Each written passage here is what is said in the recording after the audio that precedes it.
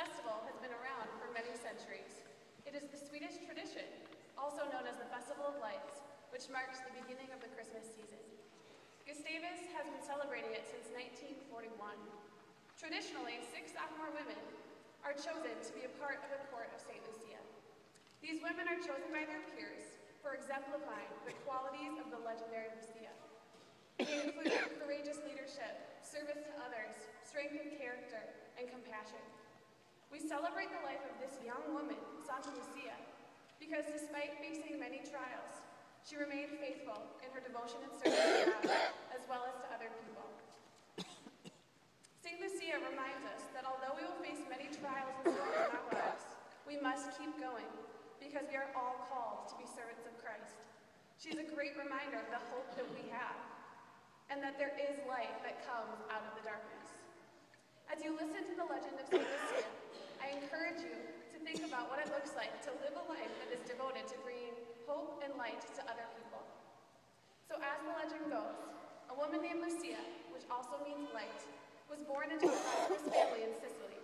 Lucia's father passed away at an early age, so she was raised by her mother.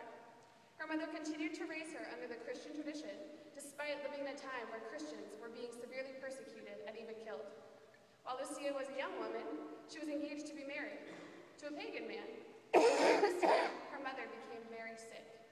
After many prayers, Lucia asked God to heal her mother. She made a silent vow to God that if her mother were to be healed and live, that she would devote her entire life to serving Christ. God answered her prayer, and her mother was healed. To Lucia, her faith was the most important aspect of her life. Her faith fueled her servant's heart, and she made a promise to God that she would selflessly serve the poor and live a life of purity from then on, and so she did. One day, Lucia was arrested by the Romans. They accused her of being a Christian, which was illegal at the time, and they threatened to kill her. When Lucia was given the chance to renounce her faith to avoid death, she courageously stood up and defended her faith in God. She died as a martyr. So throughout the years, Lucia's life has served as an inspiration to others in Sweden and all across the world. At one time in Sweden, there was a horrible famine in the midst of the dark, dreary winter months. Some of the people noticed a ship coming towards them from across the lake.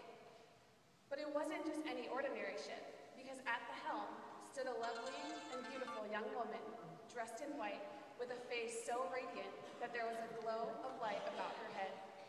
It was St. Lucia, with a shipload of food and a face full of love. She brought light in the midst of darkness. St. Lucia brought food to the hungry, she served the poor, and she helped those who were in need. Yet she did so much more than just nourish their bodies. St. Lucia brought these people hope. When she looked at them, she saw them through the eyes of Christ, looking at them with nothing but love and compassion. So what does it look like to live a life that is devoted to bringing hope and light to others? Does it mean devoting your entire life to feeding the poor? Does it mean giving up all of your time for the sake of others? We are all called to be lights of this world. Each of us has been immensely blessed with gifts and talents that are unique to us. And to each person, how we choose to use these gifts to the fullest is going to look differently. And there's such beauty in knowing that our gift was specifically given to us so that we may give it to others. We have the opportunity to impact people, and you don't have to be a saint to do that. Whether that's by working in the corporate business world and using your talents, whether that's by teaching students in a classroom, or even as simple as paying for the person behind you in line. We have moments every day where we can choose whether or not we will be a light and share our hope with others. St. Lucia brought life and hope to so many people, and she continues to do so.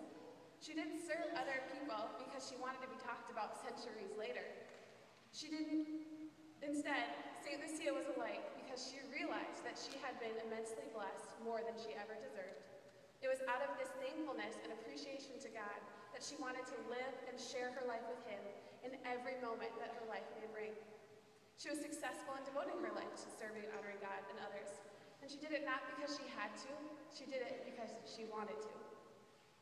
Jesus came to be the light of the world, and His life, death, and resurrection were not the end of hope, but rather it paved the way to redemption. It gives us hope and eternal life. We are able to celebrate as we commune with him and appreciate his deep love for us as we contemplate his victory over the grave. I don't know about you, but after hearing what Jesus did for me, my heart is filled and overwhelmed with gratitude and thankfulness. I don't deserve anything. I fail him and fall short every single day. But I am so thankful for his love, forgiveness, and grace. It is new every single morning. This deep appreciation for life and for other people is what fuels a life that is filled with service and compassion, just like St. Lucia. We are each given a gift, and we don't know what that gift is unless we open it and put it to use. Let us live our lives in a way that is bold and courageous, and that is focused not on ourselves, but rather on the needs of others. Jesus was called to be the light of the world. St. Lucia was called to be a light of the world. And you and I are called to be a light of the world. So how are you going to live your life today in a way that will bring hope